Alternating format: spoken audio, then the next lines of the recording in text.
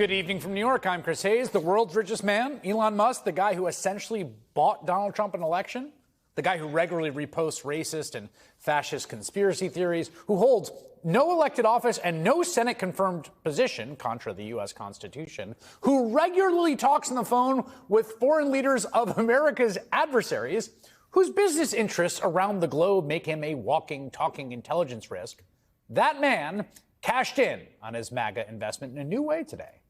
This morning, he arrived at the Pentagon like it's one of his subsidiaries, like one of the many companies he runs, welcomed by Secretary of Defense Pete Hegseth to receive, according to multiple reports, classified briefings on the workings of the most powerful military in human history. Multiple officials told the New York Times yesterday Hegseth and two top admirals were set to present Musk with details on the U.S. plan to counter China in the event of a military conflict between the two countries. According to the Times, it was unclear what the impetus was for providing Musk such a sensitive briefing. Trump and Hegseth both called the story fake news, but shortly after their denials, the Wall Street Journal confirmed it with their sources. Musk to receive top-secret briefing on U.S. war plans for China. The Trump team denied those reports, but as they started to get blowback, why on earth Musk would have access to this classified briefing, Trump then insisted he didn't clear Musk to see the United States' top-secret contingency plans for a possible future war with China. You guys are denying this New York Times report that Elon Musk was going to be shown a 20 to 30-page presentation about a theoretical war plan against China. Why not just show it to Elon? Because I don't want to show it to anybody. Okay. So still, Musk spent 90 minutes today with Hegseth at the Pentagon. You can see them shaking hands as Musk left. He reportedly told the defense secretary, if there's anything I can do to be helpful, I'd like to see you. Moments later, when a reporter asked what the two had discussed, the billionaire responded, why should I tell you?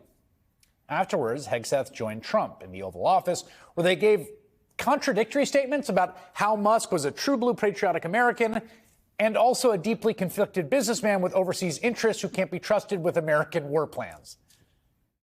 I don't want to show that to anybody, but certainly you wouldn't show it to a businessman who is helping us so much. He's a great patriot. He's paying a big price for helping us cut costs, and he's doing a great job. He's finding tremendous waste, fraud, and abuse. But I certainly wouldn't want, Elon has businesses in China, and he would be susceptible perhaps to that. Elon Musk is a patriot. Elon Musk is an innovator. Elon Musk provides a lot of capabilities our government and our military rely on, and I'm grateful for that. We welcomed him today to the Pentagon to talk about DOGE, to talk about efficiencies, to talk about innovations. It was a great informal conversation. The rest of that reporting was fake. There was no war plans. There was no Chinese war plans. There was no secret plans. I might add that I think Elon, if they ever wanted to do that, I think Elon wouldn't do it. I think he wouldn't do it. He wouldn't want to put himself in that position. You follow all that? I think I did. Like, it was all fake news, but also they wouldn't do it, but also maybe they canceled it when the heat got too hot. You catch Trump's last point there? Elon would never put himself in that position. For the record, the Wall Street Journal reported that Musk, according to one person familiar, was going to receive the top secret briefing on China because he asked for one.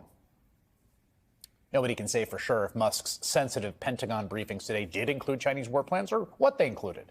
Trump and Hegseth deny it. They aren't exactly the most credible sources when they just yell fake news. But here's what's interesting. This is really the key point. All of this sort of weird back and forth, self-contradictory sort of, oh, no, we would never do that. Those denials do show they do understand the problem here, right?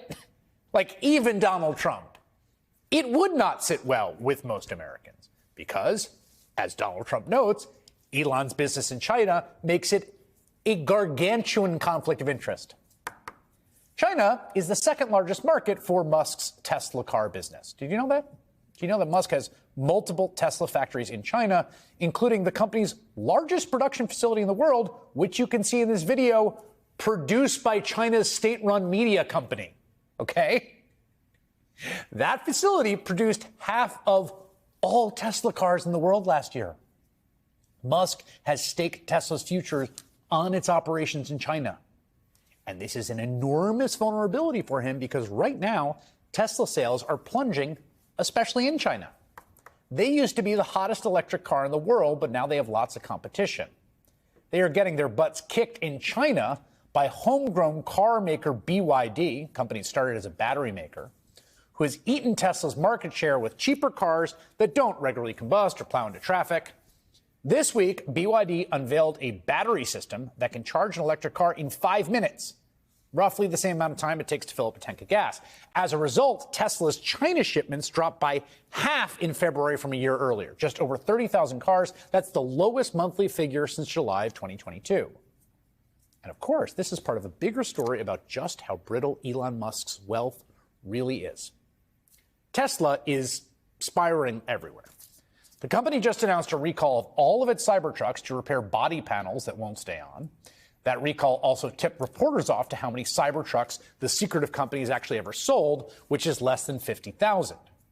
Then there are the protests, not just in the U.S., but worldwide demonstrations and boycotts of Tesla to oppose Musk's one-man war on the federal government, including his dalliances abroad, where he, like, for instance, endorsed the far-right party in Germany.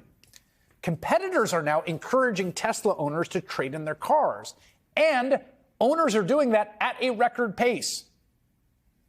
Tesla had accounted for a majority of Musk's wealth until this week, but now its stock has plummeted, over 40% of its value gone in the last 2 months, 40%. In an all-hands meeting this week, Musk, back at Tesla, begged employees to, quote, hang on to your stock. But get this, okay? In the past 3 months, top officials in Tesla, people at the top of the company, they have sold more than 745,000 shares in the company. In that same period, they have bought 0 shares of the company they work for. Not even a shameless Tesla sales pitch by the American president on the White House lawn can goose Musk's sales numbers. Like his wealth, Musk's mystique rests largely on the success of Tesla. And listen, that success is now anything but assured. Imagine how desperate and erratic that can make a man who's already, I don't know, at least by my perception, kind of desperate and erratic.